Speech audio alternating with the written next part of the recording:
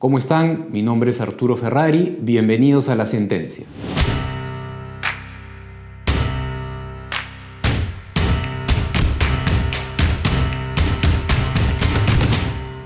En este nuevo espacio del Estudio Muñiz nos ocuparemos de analizar no solo sentencias propiamente dichas que puedan concluir un litigio en el Poder Judicial o en el Tribunal Constitucional, sino también de resoluciones desde el punto de vista administrativo que puedan poner fin a una instancia. En ningún caso mencionaremos a las partes, salvo que sea un asunto totalmente público.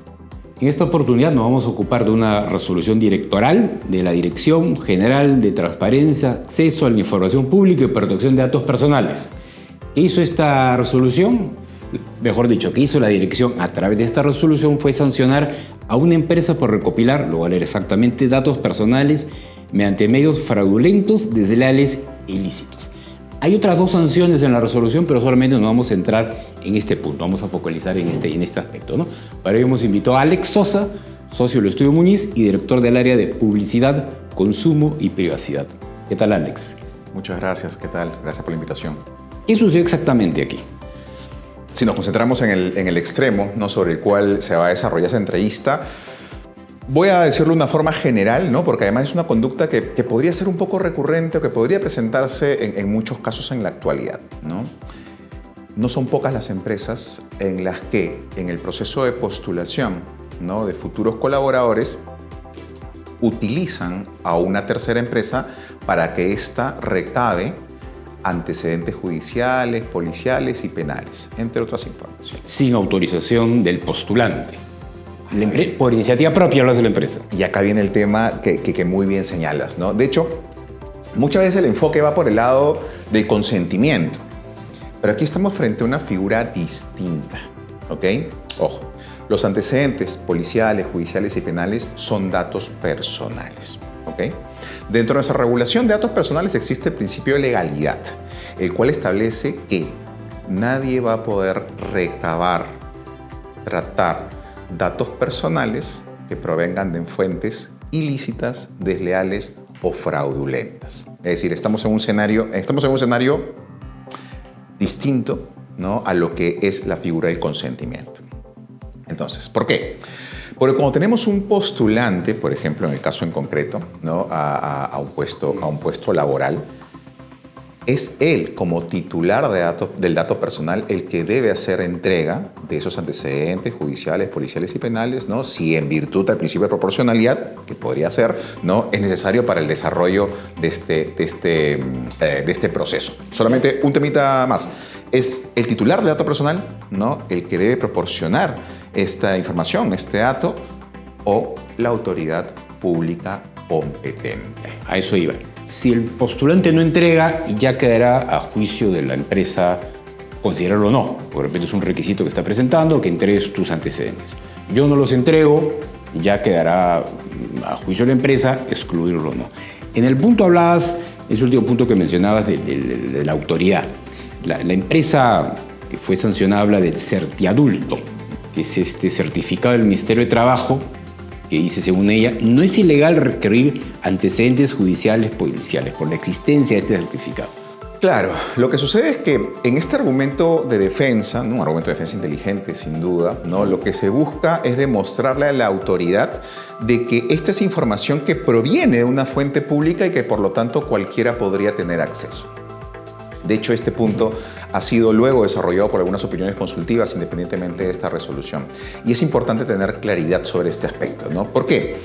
Porque claro, hay datos personales que forman parte de fuentes públicas, ¿no? Por lo tanto, tú estás dentro del ámbito de la excepción, ¿no?, al consentimiento. Pero ojo, que tengas una excepción al consentimiento no significa que no debas cumplir con el resto de principios y sobre todo con lo que señala la regulación, que es completamente aplicable, ¿no? Por darte un ejemplo, tú tienes una fuente de información pública, lo cual significa que tú puedes acceder sin pedir consentimiento a esa información. Registros públicos, por ejemplo. Registros públicos es una fuente pública. RENIEC también, ¿no? Entonces, tú puedes acceder a esa información sin pedir el consentimiento al titular. Es una cosa. Algo completamente distinto es que trates esa información para otra cosa. Por ejemplo, yo accedo a esa información de fuente pública, ok, estoy habilitado para ello, pero no para utilizar esa información y enviarle publicidad comercial, por ejemplo, a esas personas, ¿no? O utilizar esa información y utilizarla indiscriminadamente para lo que yo quiera, ¿no? Para ello sí va a ser necesario recabar el consentimiento. Entonces, la discusión es interesante, ¿no? Porque, claro, puede ser una fuente pública donde esté el dato personal, pero ello solamente te permite, por excepción del artículo 14 de la Ley de Protección de Datos Personales, acceder a ese dato. Pero el tratamiento de ese dato tiene que ser de acuerdo a la finalidad de esa fuente. Entonces, por ejemplo, si tú estás postulando un puesto laboral, ¿no? Y evidentemente me das tu número de DNI, lo que yo sí puedo hacer válidamente y sin pedirte con tu consentimiento, ¿no? Es validar que en efecto el número de DNI que me estás proporcionando es el tuyo de acuerdo a RENIEC, que es una fuente de información pública. Mal haría yo, ¿no? Si es que utilizo esta información de fuente pública, ¿no? Para traquearte y querer enviarte publicidad. Porque, ojo, sí lo puedo hacer, pero ahí sí, en la medida que tenga tu consentimiento y que evidentemente te haya informado previamente, ¿no? De qué es lo que voy a hacer con esos datos personales en virtud de lo dispuesto en el artículo 18. En este caso en concreto, que es esta de los postulantes, claro, que la empresa, voy a insistir, habla de este certiadulto, Claro, que si es libre de acceso público, ella digamos, no infringió ninguna norma.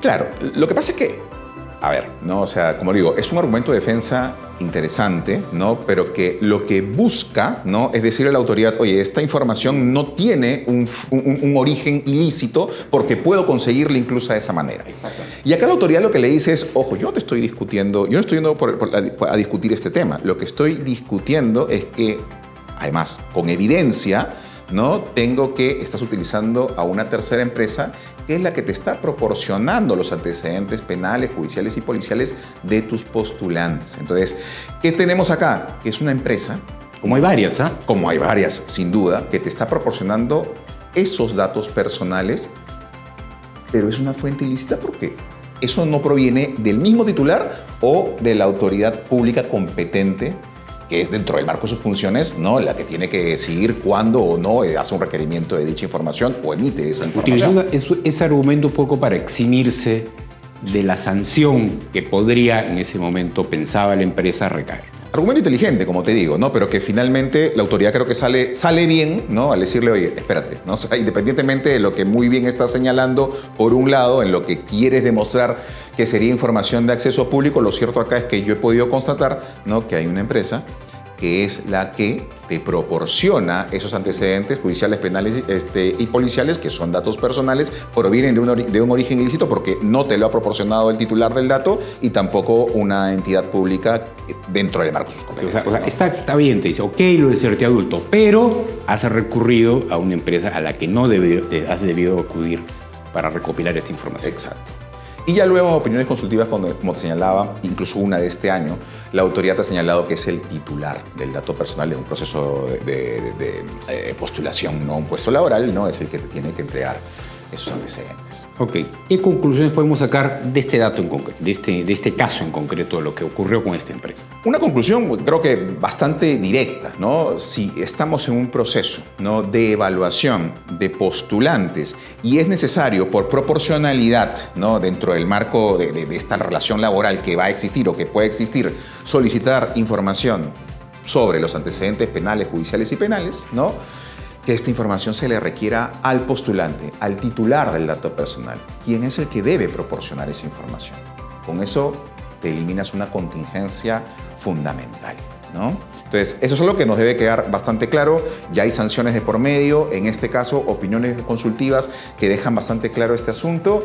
Y bueno, tenemos que empezar a regularizar algunas cosas, ¿no? Si es que, ¿no? Nuestro son proceso, prácticas comunes. Que son prácticas comunes, que sucede a menudo. Que O sea, sucede. muchas veces hay prácticas que se presentan y que, claro, muchas veces las empresas no se dan cuenta de ello hasta que te cae una autoridad o hasta que tienes asesores legales, ¿no? que te dicen, oye, quizás lo que estás haciendo no está tan bien, ¿no? Y claro, ahí entra el ámbito donde yo decido cuánto riesgo comercial asumo o no, pero conociendo las reglas, ¿no? Entonces, ahora la regla está clara, ¿no? No puedes recurrir a terceras empresas para recabar antecedentes judiciales, penales y policiales. Ok, muchas gracias, Alex. Gracias a ti.